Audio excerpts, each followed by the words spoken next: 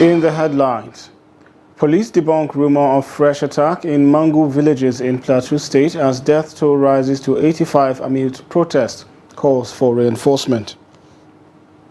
Speaker House of Representatives Femi Gbajabiamila adjourns plenary over impeachment threats. Trust TV wins Best Television Show at Broadcasting Organization of Nigeria Award. And on the international scene, 4 children reported found in Amazon 17 days after plane crash. Hello and welcome to News Update on Trust TV. I am Sagir Ibrahim.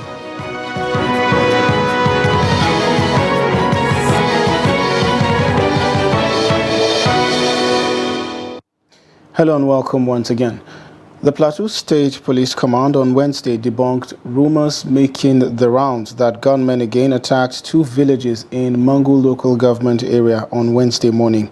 Trust TV's Ado Musa had on Tuesday reported how gunmen attacked 2 communities of the local government, leaving several persons, including women and children, dead, and forced the government to impose a curfew on the local government area. Take a look. In the early hours of Wednesday, there were reports of fresh attacks, especially on social media, that there was another attack in some communities of the same Mangu local government area, where 12 people were killed on Wednesday. But reacting to the development, the spokesperson of the State Police Command, DSP Alabo Alfred, denied the report, saying no report of attack was received by the command. As at this time, the command have not received any additional information that some communities were attacked. But I can tell you from my own standpoint, I received calls from different persons from the same Mangu local government who, due to what has happened within that particular area, are scared of possibly being attacked, of which I informed them that the Commissioner of Police, CP Bartholomew Onyeka, PSC Daga, has done everything within his constitutional power to ensure that their area is safe and there should be no need for panic. DSP Alfred further gives an update on the current situation in Mangu General area. Of course, you know, when things like this happen, there is this fear that go around neighboring communities that we want to make it look like there is another attack. But so far, I didn't get that information. Instead, we got information of a recovery of an AK-47 rifle and arrest of 5 suspects who are presently in the custody of the STF in Jos. And we are all working together. All hands are on deck to ensure that there is no further breakdown of law and order. So we like to tell rumor mongers to please verify their information before they spread it and wait for us. We will give official statements as regards events. Although the police is yet to give the casualty figure from the incident, the National President, Mogavul Development Association, Joseph Gwankat, while speaking to journalists, said the death toll from the Tuesday's attack has risen to 85 as search for missing persons continues in the affected communities. However, following the deployment of security personnel to the affected areas, heads of security agencies and Deputy Governor of the state, Sonny Theoden, had visited the affected communities to sympathize with the families of the victims. Ado Musa, Trust TV News, Jos. The Federal Executive Council on Wednesday approved port development project worth $4.7 billion in Ondo, Lagos and Delta states.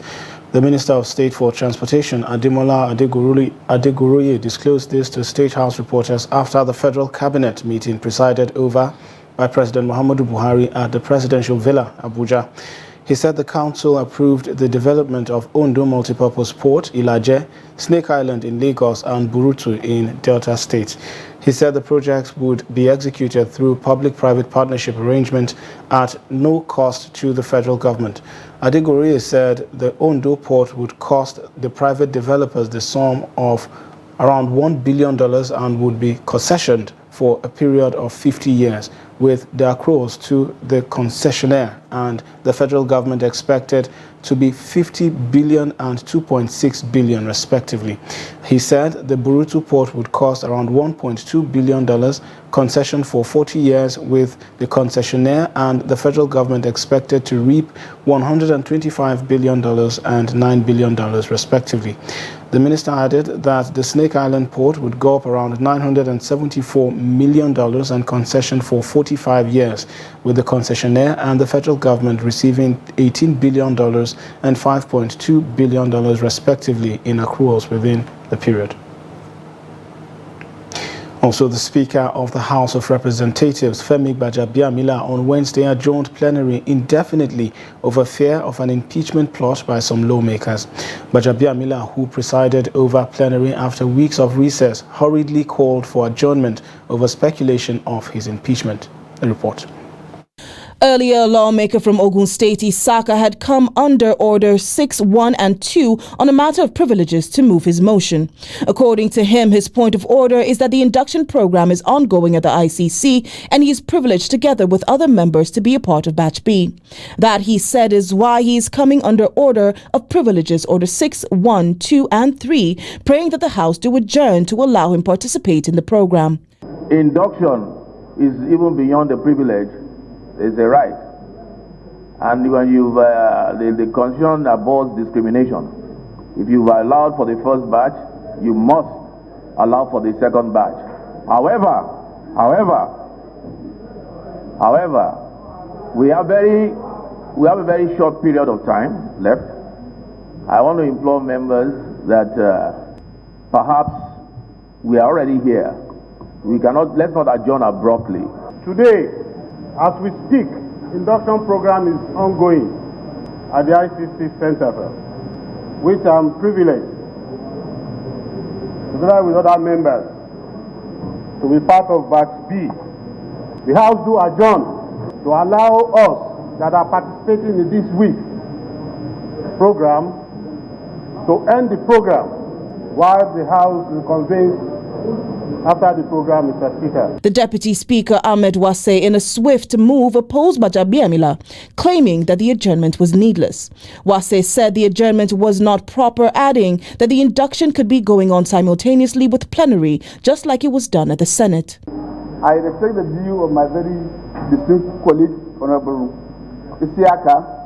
I think there are many tribal issues in the country that we need to face and tackle. We are well enough. Mr. Speaker, respect colleagues, we have just today, tomorrow for the week. We lost yesterday, and I want to beg that. I want to beg my brother to reconsider his own stand. The doctored standing rules, referred to as the 10th edition, cited has a new provision for electing the Speaker and Deputy through an open ballot instead of the existing rule of secret ballot that has been in use since 1999. And still in the National Assembly, the Senate has appealed to international airlines not to withdraw their services while efforts are ongoing to resolve the current issues of blocked funds in the country. The upper chamber also urged President Muhammadu Buhari to direct the Central Bank of Nigeria to pay up the affected airlines. These resolutions followed a motion on the current issues on airlines' blocked funds in Nigeria, sponsored by Senator Biodun Olujimi and presented on the floor by Senator Bala Ibn Nala on Wednesday in plenary. The report. The lawmaker noted that for over a year, Nigeria has been the country with the highest amount of airline blocked funds in the world. As at March 2023, airlines blocked funds in Nigeria had increased to $717.5 million from $662 million in January 2023, as well as $549 million in December 2022. A review of airlines blocked funds in Nigeria in the last 6 months shows an average of month-on-month increase of $49.3 million. Since January 2023, Nigeria has been the most challenging country to the world for the airlines to repatriate their funds to support their operations. Further notes that in February 2023, Nigeria alone amounted to 44% of total airline block funds in the whole world. Worried by the threat, lawmakers expressed concern that the development may cause the country more damage. I don't think any airline has funds trapped in Nigeria, so to speak. They have several classes of tickets, Mr. President, as I'm sure maybe the chief will know since he's in the business, various classes of tickets. And they make available only a select few classes for you to actually go and buy from the airlines. Interest in this particular issue is simply to say whatever it is, whatever the truth and wherever the truth lies, the situation on ground is what is my major concern. And that situation on ground is such that Nigerians are suffering. It is not how to do something. We have airlines that are here that the Nigerian government should encourage, and they will operate well, like the APs, like Acquire Air. These are reputable companies. I don't believe this amount was inherited. The reason I would say so is that there was an intervention with the CBN on this issue in the past.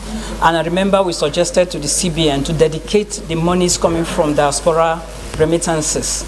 Anybody, any organization, any interest, any sentiment is free to come and lobby members of the National Assembly, whatever they have interest.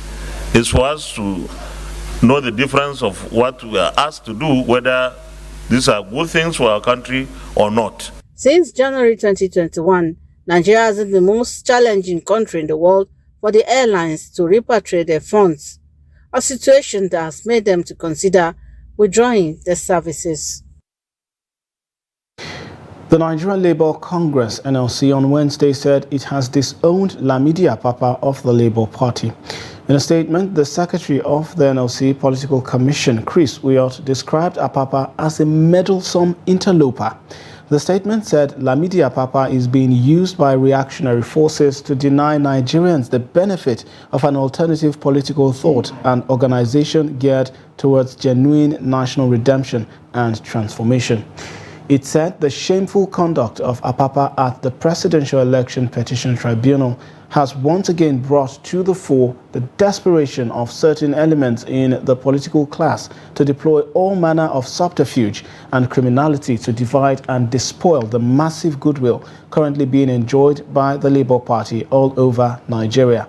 The statement said it was unfortunate that Apapa has continued to act lawlessly as an impostor, ascribing to himself a vague status as the chairman of the Labour Party and claiming to represent the Nigeria Labour Congress. Also, the Sultan of Sokoto, Muhammadu Sa'ad Abubakar III, says nothing will stop the inauguration of the president-elect Bola Tinubu on May 29th. He is calling on all Nigerians to support the incoming government to succeed. Abubakar stated this while seeking prayers for the success of Tinubu's administration during a roundtable meeting with traditional and religious rulers. The meeting was organized by the World Bank on Wednesday in Abuja. He noted that with the new government coming in on May 29th, they must contribute their quota to ensure a stable government. He charged Nigerians to be united and work towards ensuring equity and justice. Still in politics, the Zamfara State chapter of the All Progressives Congress APC has set up an 11-man committee to investigate allegations of anti-party activities during the last 2023 general elections, among others. The 11-member committee is charged by the party's state publicity secretary, Yusuf Idris, while Ibrahim Ma'ajiz serves as secretary.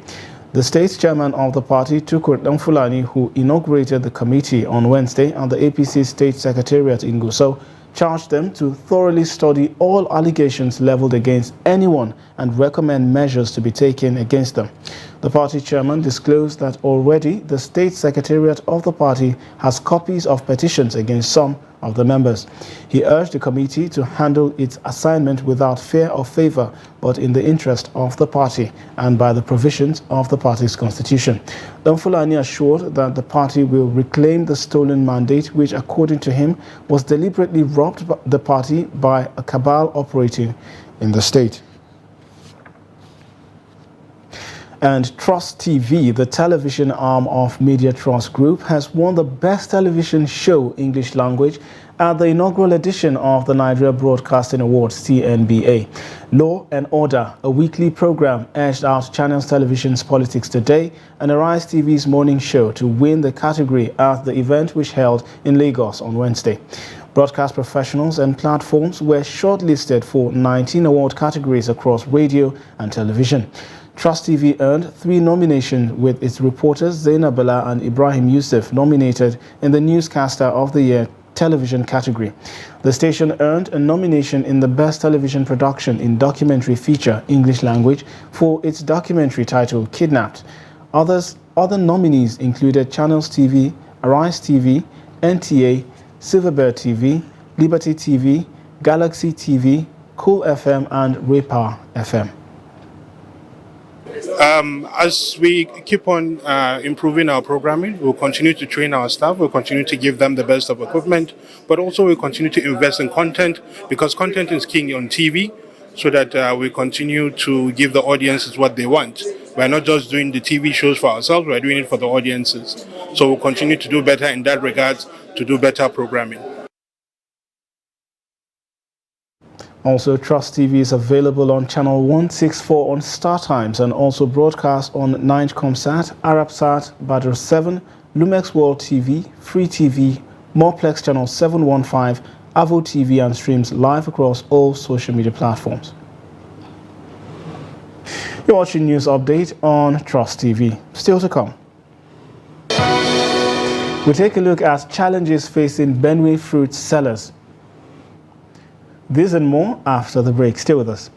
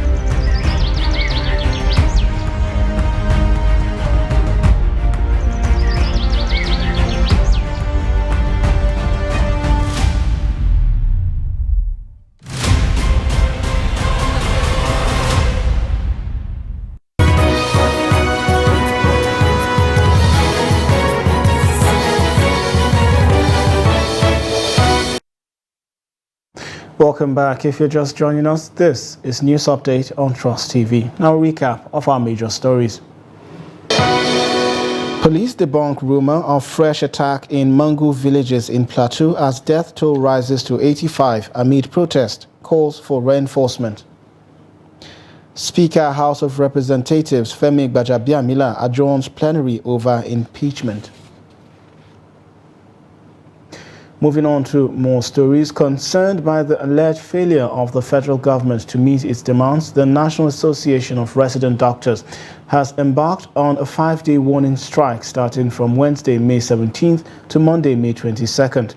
The National Executive Council of the association, which gave the mandate for the association to proceed on a warning strike, had earlier issued a 2-week ultimatum on April 29, 2023 to the federal government to commence implementation of all pending agreements. As part of the agreements, the resident doctors want an immediate increment in the Consolidated Medical Salary Structure, CONMES, to the tune of 200% of the current gross salary of doctors, withdrawal of the 5-year compulsory service bill at the National Assembly to enable access to medical license, strengthened recruitment of health workers at health facilities across board, infrastructural development, as well as clearing of unpaid salaries at the state level, among other demands. The federal government, through the Minister of Labour, Chris Ngige, had described the 200% salary increment demand of the doctors as ridiculous and the 5-day warning strike as unnecessary. And I want to say that if you recall, we've not gone on strike for close to 3 years now. And I think our members have exercised some patience. That's what they feel. They have been patient enough with this government, trying to see whether many of these challenges can be resolved without having to go on strike. And in fact, they are believing that maybe that was a mistake, because for these 3 years, these things have not been addressed. And that is what has brought us to this unfortunate end. And people have to know that the warning strike was a compromise decision. We had the option of going on indefinite strike, but we considered Nigerians who incidentally we feel this fight is for them, because they are the ones accessing these facilities. They are seeing that it is becoming increasingly more difficult to access healthcare, to see your doctors, to see the nurses, because nobody, many people have left. You now have one doctor doing the work of many. In our accident and emergency department all over the country, where you need to have 10 doctors, you have 1. And of course, people are dying from this. So we want the government to address this challenge. They should improve on the condition of service so that our doctors will stay here. So this warning strike is for 5 days. And after the 5 days, our members have said that we have to come back and review. And if no progress has been made, nobody should blame NAD if we end up with an indefinite strike. Away from that, Benue State, also known as the food basket of the nation, is reputed for cultivating fruits such as mangoes, oranges, pineapple, watermelon and pears, among others, on a large scale. Despite the abundance of fruits in the state, it has no fruit juice processing company, a situation that leaves most fruits that are not sold or consumed within a short period to get damaged. Jimmy Atzande was at the popular railway fruit market in Makurdi, from where he files in this report on the plight of some fruit sellers. Take a look. Traders at this market feel the government is not doing enough to help ordinary people like fruit farmers in the state, as they are yet to feel the presence of any government in the market. Mango, as you see, that is a very good business. Our challenge where we say we suffer for this place, we never get person where we come help us. You see at this market, the market is small. And you see, we never get, if we can get government where we come help us. Like I say, we get company where will help us, they do like fruit juice. What will help us like this, how they do fruit juice back? See as our mango the rotiba, is it good? And we get our government, what will help us? Some of the traders said with rising transportation costs, the fruit business has become quite challenging in recent times. They appeal for intervention from the authorities. Stay along in this market the past 5 years, so that as we do this business before, the business is good like that. So as the transportation is too much now. Only things the people where they get this money inside this business is people where get motor, because the motor they take all the money. That is, and now like this, especially if you buy the watermelon, some spot is lost men from inside the business, and you will buy some not right. And sometimes if you buy and make people rush buy, so that is how the business they no be every time they get. Sometimes you will do loss, sometimes they do get that. Many are of the opinion that if the government cannot provide storage facilities or establish a processing plant to cater for the large harvest from people in the fruit value chain, it can at least assist through policies and incentives for the traders. If the government can improve and strategize on way of collecting tax, so that it will no longer be multiple taxation, it will also encourage the sector. And they need support to build their own factories, their processing units, their machines that can help them in processing and adding value to some of the things that they do. The traders are unhappy that most of the fruits at the market are wasting due to lack of patronage and the absence of processing plants in Benue State. Although it is argued that government has no business in business, it can, through the right policies, support and encourage individuals to invest in that sector. This will go a long way in curtailing the volume of wastages incurred annually. And on the foreign scene, 3 children and a baby were reported to have been found alive more than 2 weeks after a plane crashed with them on board in the Colombian Amazon jungle. Colombian authorities had deployed more than 100 soldiers with sniffer dogs to search for the children who were traveling in a plane that crashed in the Amazon 17 days ago, killing 3 adults. Colombia's President Gustavo Petro said in a tweet on Wednesday that the children were discovered after arduous search efforts by the military.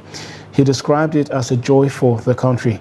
Earlier on Wednesday, the Colombian Armed Forces said search efforts intensified after rescuers came across a shelter built in an improvised way with sticks and branches, leading them to believe there were survivors. However, there were no reports from the Colombian military confirming the discovery of the children. And in sports, chieftains of the Nigeria Football Federation and Nigeria Security and Civil Defense Corps on Wednesday agreed to cooperate and collaborate more in the interest of safety and security at all football matches in the country. Speaking during a courtesy call on the Commandant General of the NSCDC, Ahmed Abubakar Audi, the NFF President Ibrahim Gusau praised NSCDC officials for providing safety and security at football grounds.